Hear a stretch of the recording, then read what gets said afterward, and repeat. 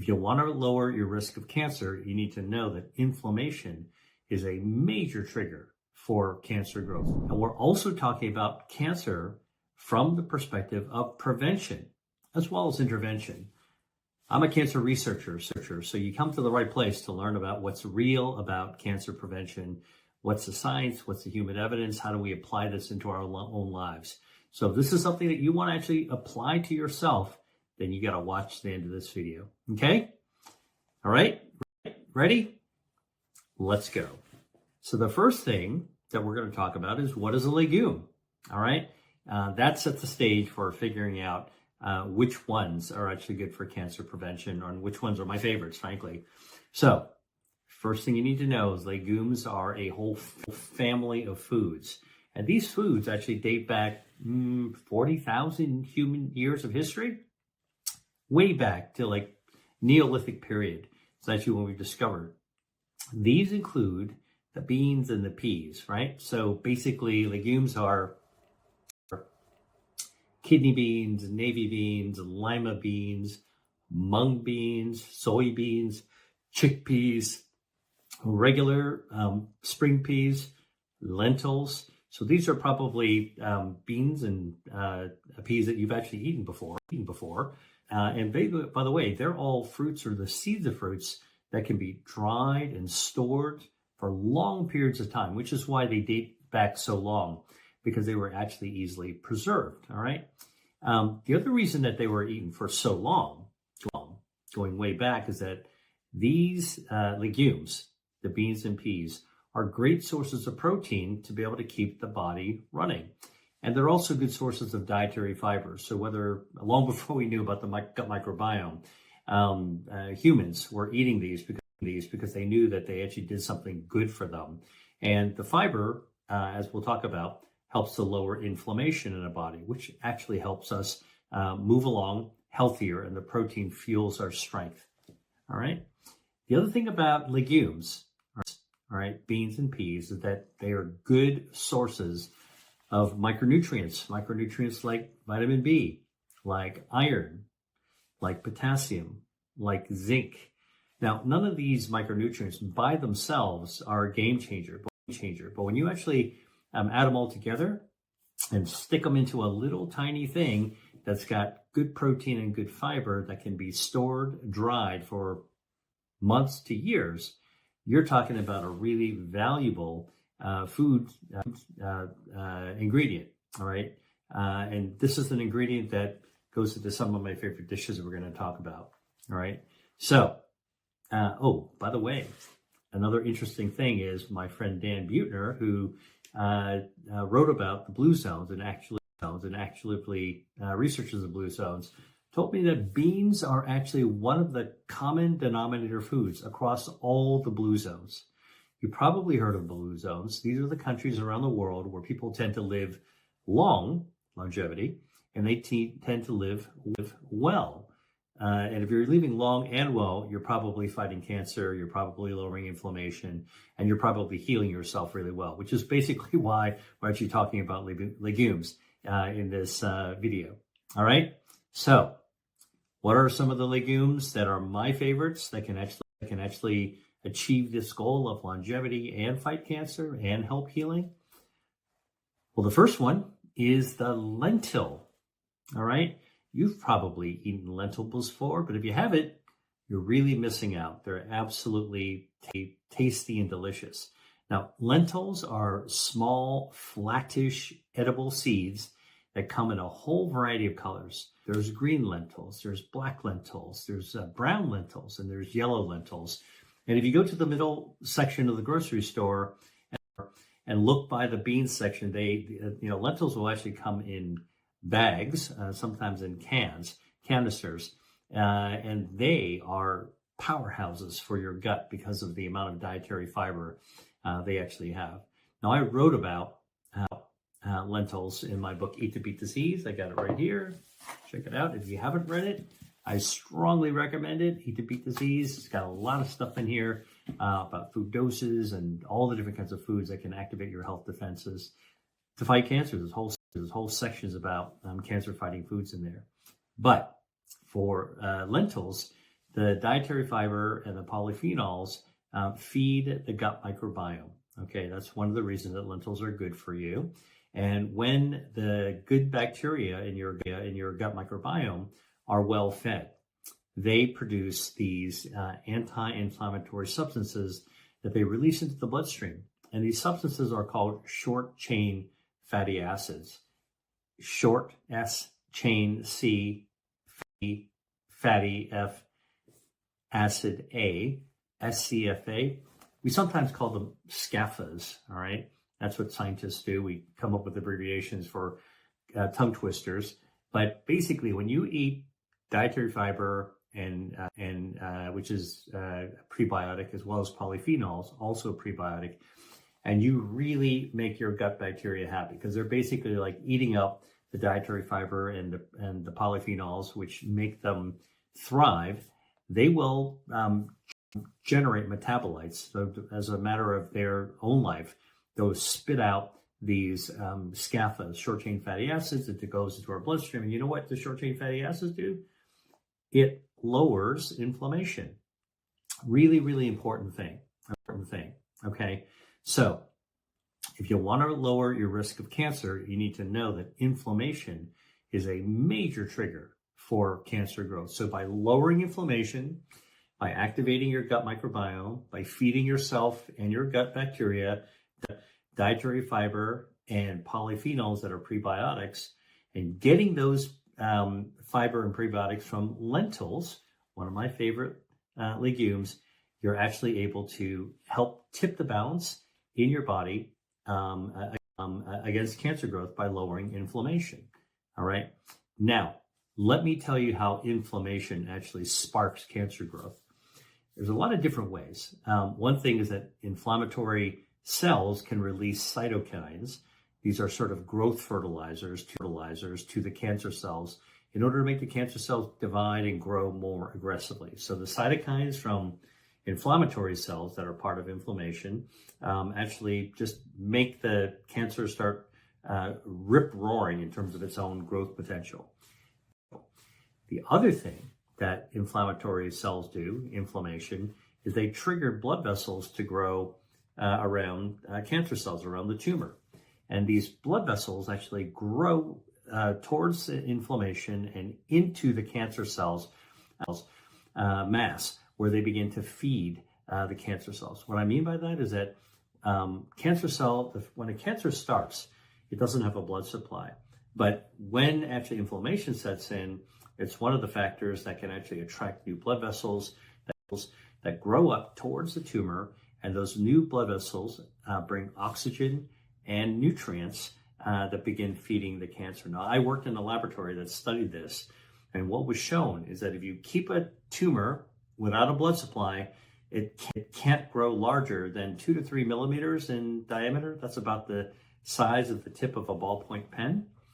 But if you allow the blood vessels to grow up and touch that nest of cancer cells, and bringing that oxygen, bringing those nutrients, it can actually cause the tumor, the cancer, to grow 16,000 times in just 2 weeks. All right, that's explosive cancer growth permitted by angiogenesis, blood vessel growth, how they grow. So tumor angiogenesis is not what you want, but inflammation actually helps spark that tumor angiogenesis. So by eating foods that lower inflammation, you're actually tipping the balance away from growing cancer, right? That's cancer prevention, all right? That's very important to understand. Now, the other thing that inflammation can actually do to a cancer is it can actually help to spark more mutations within a cancer, because inflammation, starts to release all these cytokines, as I mentioned earlier, as the cancer cells are provoked to grow. All right, it's kind of like just chugging gasoline onto the embers of a fire, and now the fire is burning, go like crazy. Mutations can occur, more mutations than the tumor had originally, and that will actually cause the cancer to get more aggressive as well. Okay, cancers are normal cells that become abnormal because of mutations, and those mutations are damage to the DNA. All right, so back to the lentil. the short chain fatty acids that your gut microbiome will release after you eat the lentils actually helps quell the inflammation, which then makes tumors much less likely to grow aggressively. Now, the other thing that is really interesting is that lentils can help your body's self defense system cut off the blood supply to growing tumors. Now, I talk about the blood vessels and how to cut off the blood vessels feeding cancer in an online course that I teach. So if you're interested in learning a lot more, check out my online course. I teach it every now and then, and it's really I've actually had more than 6,000 people from 90 countries that have taken my courses now. All right. Now, what you need to understand is that your body's own angiogenesis health defense keeps good, healthy blood vessels maintained wherever they need to be, but also prevents extra blood vessels like cancers are trying to get for themselves quelled. All right, so you don't actually grow extra blood vessels. So it's anti-angiogenesis against tumors, but keeping good circulation where they need to be. All right, so to fight cancer and prevent cancer, you want to eat foods that can actually help your body block those tumor stimulated blood vessels at all costs. Now, lab studies have shown that what's in a lentil can actually do that, which is pretty cool. All right. Now, lentils are also packed with folate to kind of vitamin B, and that kind of vitamin actually helps your body repair DNA. So that's another advantage of how lentils can prevent cancer. Basically, you got a mutation, could be a cancer, actually goes in there to actually fix it. So think about like somebody who comes in to replace a cracked bathroom tile before you wind up actually having leaking from your shower into the wall. So by fixing that cracked tile, basically how folate can actually repair DNA. It helps to avoid mutations and all the complications and damage that can occur downstream. And by the way, where do those mutations actually come from? Well, a lot comes from our environment. About 90 to 95% of cancers are linked to our diet and lifestyle. Only 5 to 10% are actually linked to our genetics. So we hear all this stuff about cancer and genetics and screening and BRCA. Those are all really important, but the vast majority of cancers that you've heard about, that you know people who might have suffered from cancer, maybe yourself, those are linked to diet and lifestyle, okay? Check this out. I've got a free guide on my favorite breakfast foods to eat for longevity. From what's in my mug to what I look for when I buy these staples at the grocery store. It's all right here. All you have to do is click on the link and enjoy. Now, let's talk about diet and lifestyle and environment. Got to include the environment there because factors like ultraviolet radiation from the sun, chemical additives in your food, fumes from the off-gassing of your new carpet or your new furniture or your new car, or inhaled smoke that comes from air pollution. You don't even see the smoke necessarily, but there's a lot of pollution in the air. All those things, when they get into our body, one way or the other, can actually set up the situation where DNA is mutated. Those mutations turn into abnormal cells, turn normal cells into abnormal cells. And those abnormal cells, actually very quickly, when they're copy and pasted, can become a microscopic cancer. All right. All DNA damage is actually one of the hallmarks of cancer. And guess what? Folate that's present in the lentil can counter that. Fix that error in the DNA. Now, the other thing is that lentils are a great source of protein. Now, if you want to have healthy aging, so we're not talking about cancer now, we're just talking about healthy aging, you need to have enough protein. That's really important. Really after the age of 40, you got to really pay attention how much protein you're actually eating. Now, the protein also helps your body heal, right? So if you've got an injury, or you have surgery and you're going to need to heal up your wounds, you need an adequate protein for your body to be able to create those building blocks to be able to heal that wound. All right. So again, lentils are a good source of the proteins, the polyphenols, and the dietary fiber to be able to cause healing, to be able to extend longevity, to be able to lower inflammation so you don't get sick. And that includes preventing cancer by tipping the balance in your body away from the tumor and towards your longevity without cancer. All right. So let's talk about how much protein lentils have. So 1 cup of lentils actually have 24 grams of protein. So, on a weight basis, lentils are one of the most highly protein-packed plant-based foods that you can actually eat. All right. How do I like to incorporate lentils into the diet? My diet? Pretty easy. All right. And by the way, lentils are not expensive, so they're very economical. And in terms of protein power and fiber, they are really hard to match.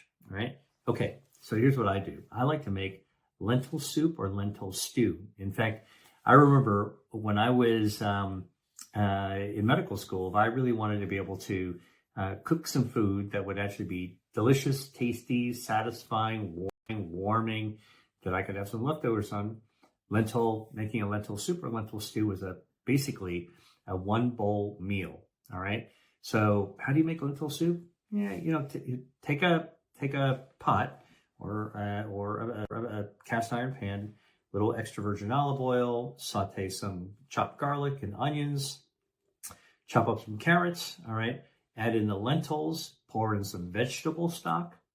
If you're a vegetarian or a vegan, all right, lentils are great for that.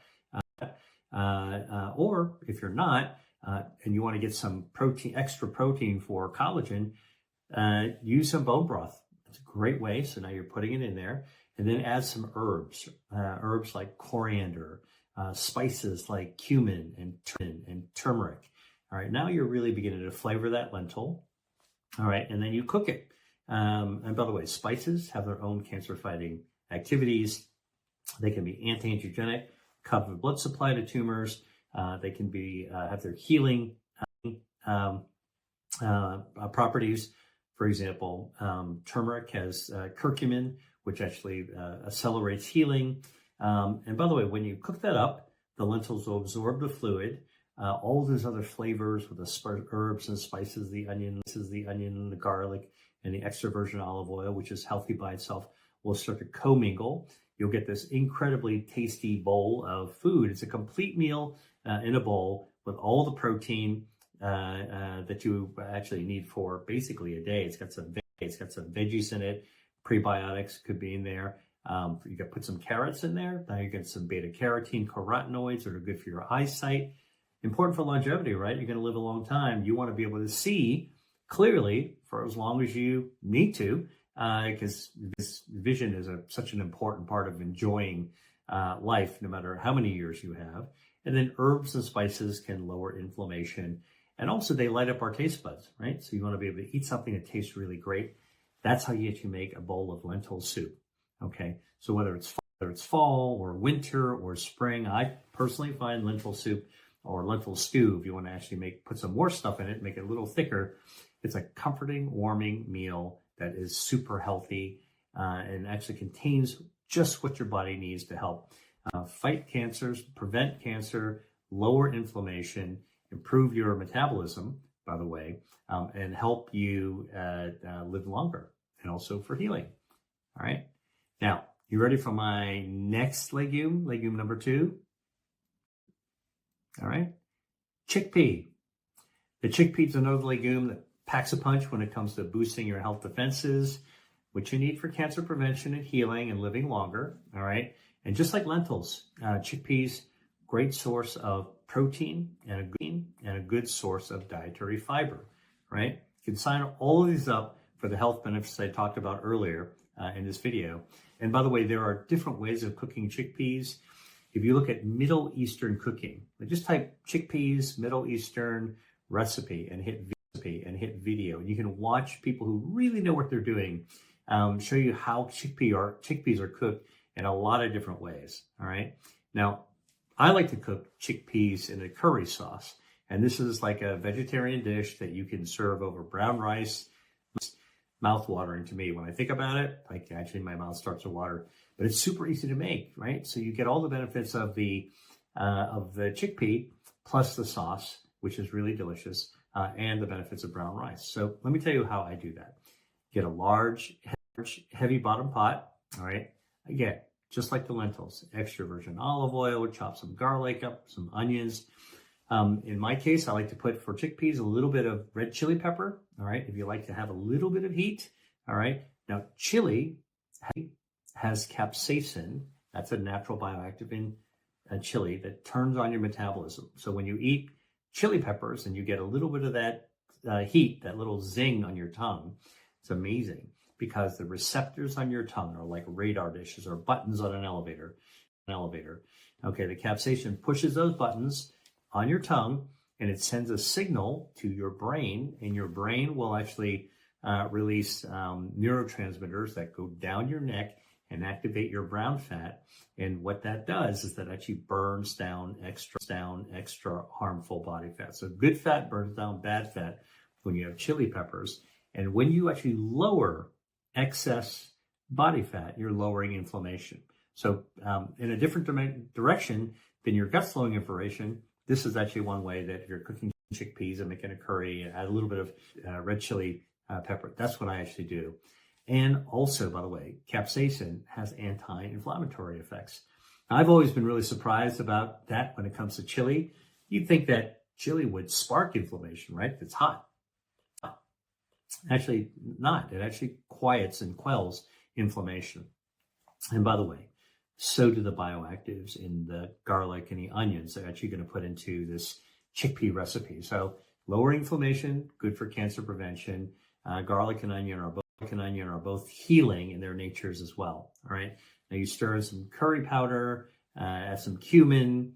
Now you're actually getting a lot of different spices in there. It really activates your senses when you smell this cooking. All right, with chickpeas. I like to then add some crushed tomatoes. All right, so you get a little bit of the acid from the tomatoes, and it kind of really just adds some depth to the flavor. All right, so it's not just pure spices. And by the way, you don't have to grow your own tomatoes or even use fresh tomatoes. You can get tomatoes out of a can. Now, I like to use San Marzano tomatoes if you can find them, because San Marzano is the kind of tomato, the varietal, that has the highest levels of lycopene. That is one of the many beneficial compounds that's found in tomatoes. San Marzano tomato has one of the highest levels of lycopene. So I would go for that. And what does lycopene do? Lycopene helps your metabolism, helps to burn extra body fat, again, lowering inflammation, improves your metabolism, so you actually have more energy, which is good for longevity, right? It's what you want for longevity. It's antioxidant, so it protects your DNA, slows down cellular aging. And lycopene has been shown in a study of more than 36,000 men to reduce the risk of prostate cancer. All right, so the lycopene cuts off the blood supply to tumors as well, so the cancers actually can't grow. All right, all these things, you put that crushed tomatoes right into that mix, into the pan I'm telling you about, okay? And then what you do is you stir that all together, and now you've got this incredible fragrant sauce that actually is starting to cook together. So then in order to be able to blend all the flavors together and finish the dish, you can add some coconut milk if you want some richness and creaminess. But if you don't want to use coconut milk because it does have some saturated fat, you can swap it out with almond milk or cashew milk or another plant-based milk. What you got to know though is that if you use those plant-based milks, it's not going to be quite as creamy, all right? Because it's the nut milks have a lower fat content. Coconut actually has a lot of fat content. And the other thing you can do is if you do want to use dairy, here's another little hack you can actually do. All right. So dairy, let's say you're like, I don't feel like I want to use cream. What would you actually use? I don't want to use nut milk because it's too thin. Here's my little home cook's secret. Get some yogurt. Greek yogurt would be great, and put the Greek yogurt in there. And now and then you can add some nut milk to thin it out. Now you're actually going to get that creaminess from the yogurt that's out there. Now, if you're going to get yogurt, my tip to you is actually, if you want to use it to lower inflammation, get full fat yogurt. Don't get low fat yogurt. Let me repeat that. Get full fat yogurt. That's right. Don't be afraid of the saturated fat. It's found in full-fat yogurt. And the reason is this. When you have full-fat yogurt, it's a probiotic food. When you eat it, it actually contributes healthy gut bacteria to your microbiome, and that's the formula to actually lower inflammation, right? So that's actually going to be good for you. And don't buy low-fat yogurt, because when the factory removes the fat from the yogurt, good well-intentions, supposed to be good for your heart, right? And it doesn't work out that way. When you remove the yogurt, actually the fat from the yogurt, it collapses. It becomes kind of like this, weird, thickish milk. Doesn't have any mouthfeel. So the manufacturers add emulsifiers, thickeners in it, carrageenan, chemicals like polysorbate 80. If that freaks you out to hear about that, yeah, that's right. You're actually thickening it up with chemicals. And, for a long time, we didn't really think too much about these chemicals. But now we're beginning to understand when you eat things like polysorbate 80, it damages your gut microbiome. Those additives, those thickeners, those emulsifiers in low-fat yogurt, which are used to give it the mouthfeel of regular yogurt, they will actually damage your gut microbiome. Once your gut microbiome is damaged, guess what? Inflammation levels will rise in your body. Totally not what you want to do if you're trying to prevent cancer. All right. As inflammation rises, it puts you at a higher risk for chronic diseases, which compromises your longevity. And inflammation actually makes healing a lot harder. So we're still talking about chickpeas in a curry sauce. So where I was, in case you got lost, is that, you can actually use some coconut milk to kind of make it creamy and thin it out and give it this nice, like, kind of blending texture, so that the chickpeas are in kind of a sauce. You can use nut milks, or you can use, but it's going to be thin, or you can use yogurt and then add some nut milk in order to get the right consistency. All right. You use yogurt, you'll get the probiotic effect of yogurt, which only helps your gut microbiome, which actually lowers inflammation as well. All right. And by the way, yogurt eating has been associated for a long time with longevity. All right. There's a chemist named Ilya Mechnikov. This is going back hundreds of years. Actually first noticed that Bulgarian monks who seemed to live a long time, he noticed they were all eating yogurt. And so he began speculating that there was something in the yogurt, like bacteria, that actually is healthful. And that's really one of the origin stories of understanding healthy gut bacteria. So you get this chickpeas, you got it in a pot or a pan, simmer it for about 30 minutes. The chickpeas will soften up, all the flavors will blend together. You're going to actually have an amazing, delicious chickpea and curry sauce. It's really, really healthy. And by the way, you're going to have enough leftovers for the next day. All right. Now you're saving money and saving time, which is important to me. All right. Okay. Next legume that I like, black beans. Black beans are my third legume. Let's talk about black beans. Yep. They got protein, they got dietary fiber. Join the party, black beans. They're good for your gut microbiome. They're good for lowering inflammation, right? You're starting to see the theme now, right? All these beans, all these legumes. It makes sense why the blue zones countries are all eating beans. The key thing, though, with black beans is that their color is black. And the black color from black beans come from a natural dye found in nature, bioactive, called anthocyanin. Now, anthocyanin, this natural dye, kind of like really, really deep blue, purple, and black, all right? It's what makes blueberries blue, actually kind of a purpley blue. And then what makes blackberries like look blue-black, purple-black, all right? So that's the same dye that's in a black bean, all right? And anthocyanins can starve cancer by cutting off its blood supply. Now, it's cancer preventative, anti-angiogenic, cuts off the blood supply to cancers. Anthocyanins, also a powerful anti-inflammatory compound all by itself. So in addition to what the dietary fiber is from the black beans, now you're adding the natural dye anthocyanin to ramp up that anti-inflammatory effect, right?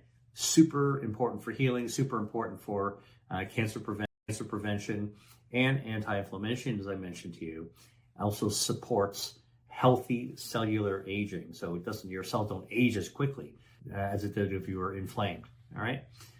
So the other thing about anthocyanins that you have in black beans, the other properties are antioxidants. So they protect DNA, right? We talked about DNA damage a little bit earlier, right? So DNA damage causes mutations, the basis for tumor formation, cancer formation, and the oxidative stress that occurs just in life actually can damage your DNA that causes aging. So if you want to slow down cellular aging, having an antioxidant on board, like, you know, with anthocyanins coming from black beans, that's actually really great, really great. So look, I talk about beans and how to cook with them in my book, Eat to Beat Disease.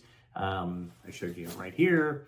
If you haven't read it, I'll put a link in the video description so you can actually do a deep dive into these natural protective aspects of anthocyanins. By the way, anthocyanins also found in other foods like strawberries as well. You know, it's just a great addition to all the healthy aspects already in a black bean. Now you're adding that extra bioactive anthocyanins to be able to ramp up their benefits as well. Now, if you like my suggestions for cooking lentils or curried chickpeas, you're probably wondering how I like to actually cook black beans. All right. So when I'm thinking about black beans, I'm thinking about a tasty Mexican dish. So how do I do it? Look, you probably can guess. Take a cast iron pan, a little extra virgin olive oil. That's going to have hydroxytyrosol and oleocanthin. These are natural bioactives found in extra virgin olive oil. All right. You can cook with it. Contrary to the urban legend out there, you can't cook with extra virgin olive oil. Yeah, sure you can. All right. You don't be deep frying with stuff, but it's fine to cook with on a cast iron pan. All right. And by the way, why do I'm telling you about cast iron pans? If you're a woman and you're worried about your iron levels in your blood, cooking with a cast iron pan actually gets some of the iron from the pan itself into your food. And so you can actually build up your iron stores, in part supporting it by cooking in a cast iron pan. Okay. Extra virgin olive oil in the pan, chop up some onions, chop up some garlic, mince a few cloves, all right? And then you've got extra virgin olive oils in it. Saute together until the onions start to soften up, all right? It's like 3 to 4 minutes. Don't burn the garlic, all right? So you want to take a wooden spoon and keep all the stuff moving around. Then add a can of black beans, all right? Don't bother rinsing them or anything else. Just put the whole can in there, all right? Then what I like to do is chop up some cilantro. It's a leafy green. It's an herb. Contains a lot of bioactives that are also cancer-fighting, anti-inflammatory. They help your body heal. Some of the bioactives in cilantro: gallic acid, ferulic acid, chlorogenic acid, rosmarinic acid. You don't have to remember all this stuff. You just need to know that scientists like me, we're studying this stuff, so we know that there's good stuff in cilantro. All you got to do is chop some of it up and stick it into this pan with the black beans, with the onions and garlic, and with the extra virgin olive oil. And then, and by the way, then you add some cumin. All right, cumin's a spice. It contains a bioactive called cumin aldehyde. All right, now this bioactive helps to protect your nerves, helps to protect the liver. Also very powerful anti-inflammatory. So you cook the beans in the pan, all right, for about 20 minutes on low, medium heat. Don't burn them, all right? Add a little water if it looks like it's drying out. And then you can add some vegetable broth, or again, a hit of bone broth. You want some added protein or collagen. And then you're done, all right? Now you've got something, cumin and black rice with flavors of onions and garlic and cilantro. You can take a ladle of that, put it over some brown rice, or you can stick it in a taco, all right? And now you've got a tasty, delicious, protein-rich, fiber-rich, health-enhancing, cancer-starving meal, anti-inflammatory meal, all right? And you're going to have leftovers as well. The other advantage, by the way, of eating beans like this is that it actually is very satiating, all right? And when you eat beans, because you're satiated, it tells your brain, all right, we're pretty full. You're less likely to snack between meals, and you're less likely to overeat at the next meal because you're just not going to feel as ravenous. All right. That is, I know I feel this way. If I have a bean burrito, for example, for lunch, all right, I'm not going to be that hungry for dinner. All right. So that's good because it means you're going to lower your caloric intake. And that's another thing. That's another thing that is cancer starving. When you go down on your calorie intake, it actually tips your body, builds your immune system, improves your gut microbiome, but it also tips your body into a cancer fighting mode. All right. Anti-inflammatory cancer fighting mode. All right. Next food we're going to talk about, bacon. Now, bacon's a big topic because we all love bacon. Almost everyone loves bacon. I mean, unless you're a vegan or a vegetarian. But let's admit it, even if you're a vegetarian or you're a vegan today, when you were a kid, you probably ate bacon and you probably loved it because bacon tastes great. So let's talk about bacon. What is bacon? Bacon is salt-cured pork, and that says it all. Curing, okay, is processing the meat, and using salt actually puts a lot of sodium in it, and that's really what makes it taste good. It's salty, it's cured. And bacon can be made with different cuts of meat from different parts of the pig, all right? The most common cut of the pig for bacon is the belly, all right? But you can make bacon from using different types of the pig as well. For example, in Italy, bacon can be made from the cheek, the jowl, inside of the jowl of the pig. It's called guanciale, all right? Absolutely tasty, super tasty. You ever made bacon with guanciale? Like it's wafer thin. That's very, very tasty. And tastes a little bit different because it's the jowl, not the belly. Then there's pancetta, another type of bacon made from the belly. Pancetta actually goes through this time-intensive curing process. It's also used in a lot of Italian meals. You'll find it on the recipe. Then there's prosciutto, which also is not cooked generally, but it's cured. And pretty much every meat eater likes this prosciutto, often served with melons and figs. And you eat it cured. They're at room temperature, not cooked. And then in Spain, there's also kind of a Spanish version called jamon, all right, made from a special kind of pig that is also eaten cured, not cooked. Then there's lardo, which is actually just the cured fat on the back of the pig, back fat. All right, so these are different versions of a very similar thing that we associate with bacon. And I just wanted to walk you through that so that you know that bacon isn't just whatever you'd find in the packaged meat section of your grocery store, all right? But let's go back to breakfast bacon, the kind you'd get at the diner or maybe at a Sunday brunch that you might go to. The kind that's really tasty, but not healthy, all right? So I got to break it to you, but something that you probably already know. Bacon is tasty, but not healthy. And let me tell you why. Bacon is high in saturated fat. It's about 40% saturated fat. That's a huge amount of saturated fat, all right? And just 3 slices of bacon has 5 grams of saturated fat. That's about half of what's considered advisable by the American Heart Association for the whole day, all right? Bacon is also super high in salt. Now, too much salt in your body leads to high blood pressure, all right? Also called hypertension. You put a lot of salt in your blood, a lot of liquid gets drawn into your blood vessels. Now your blood volume is high, and that actually causes wear and tear on your circulation. And then your arteries can get hardened. And then the blood pressure is going to be high because you can't relax the blood vessels quite as easily. And that's hypertension, very common in women as well as in men. And it is a silent killer. Hypertension, high blood pressure is a silent killer because you don't always feel it. All right. Most people don't feel when they're hypertensive. Some people do, but most people don't. And being hypertensive, which is actually putting strain on your circulation, the lining of your blood vessels, is increases your risk of stroke and heart attack. All right. It is really, really bad for your heart and for your brain. And again, when you have high blood pressure and you got a lot of salt, it damages the endothelial lining, that smooth lining that is inside your blood vessels. Here's your blood vessel. It's hollow in the middle. Blood goes through it. It's lined by a layer called endothelium Think about like a saran wrap, a plastic layer inside, and it's really slippery. When it's healthy, it's slippery because it allows everything to flow right through, like an ice skating rink. You know, after the Zamboni, the ice cleaning machine runs over it. It's so smooth on an ice skating rink, you can throw a sweater on it and the sweater will glide all the way to the other end of the rink. All right.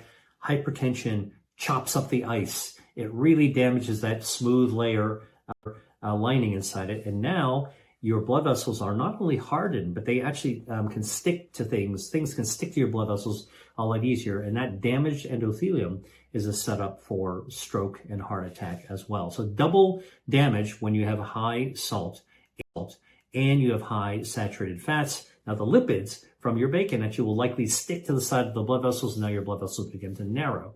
All right.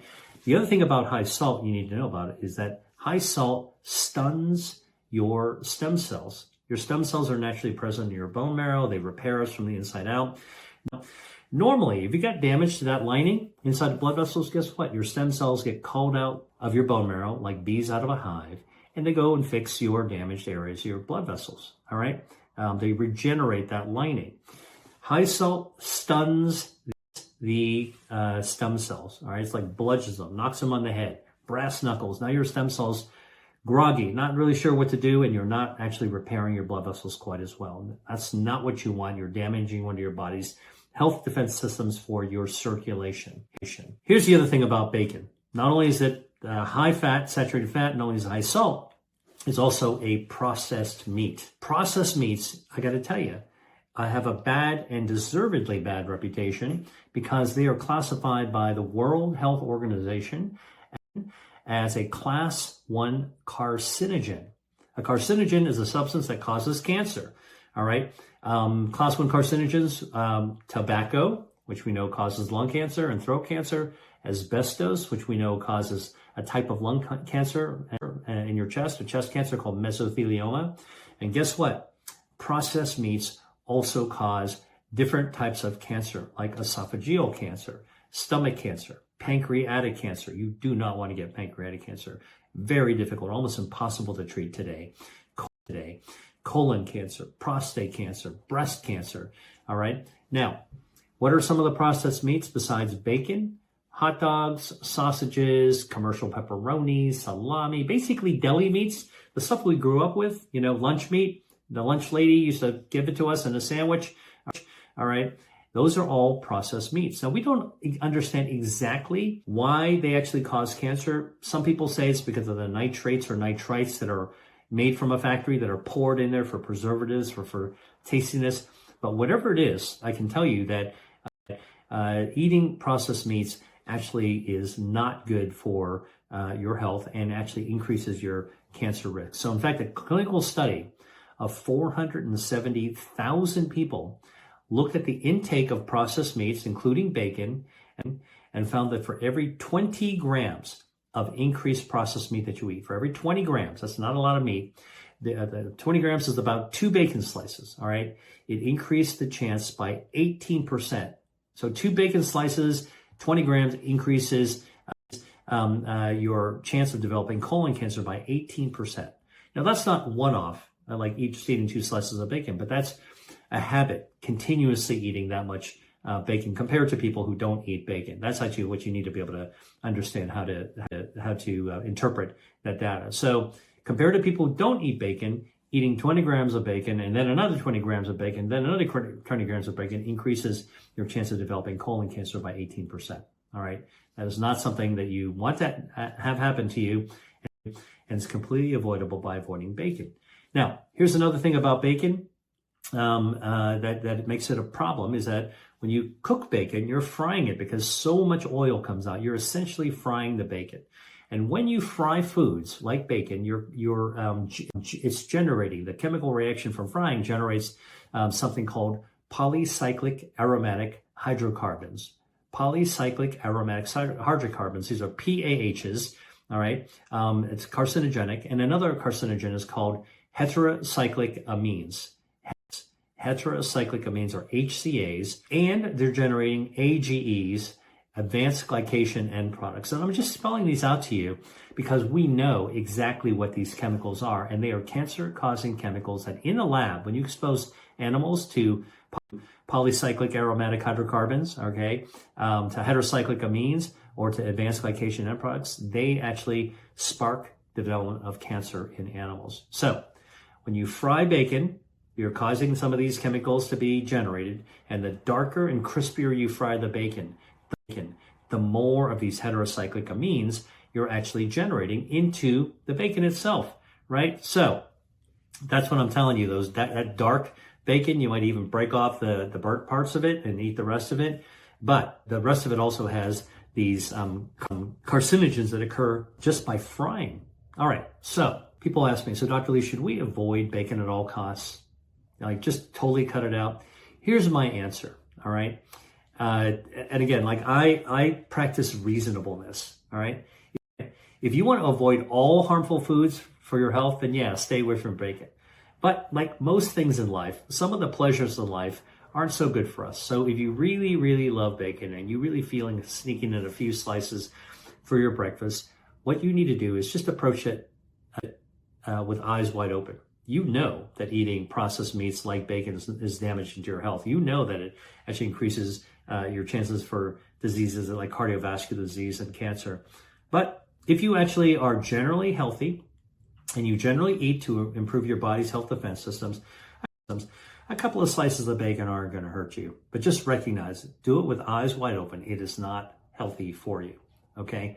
So let me give you a couple of tips that if you are going to eat bacon, what you might want to do to make it a little bit less unhealthy. Number one, if you cook the bacon, cook it so it's lighter in color. Don't make it really, really dark brown, and don't burn it.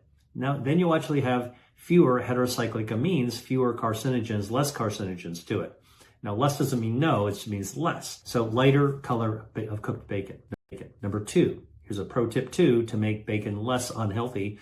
If you're gonna cook bacon in oil, why don't you cook it in some oils that actually have polyphenols, like a little extra virgin olive oil, all right? So rather than use butter or use vegetable oil or whatever you might be using for cooking your bacon, and by the way, it's true that cooking bacon, you use a lot of its own grease, but guess what? If you add a little bit of extra virgin olive oil into the pan, and you heat that pan and put your bacon slices in it, your bacon will cook a little faster, which is good, so you're less likely to burn it, and the bacon will actually absorb some of the polyphenols from the extra virgin olive oil.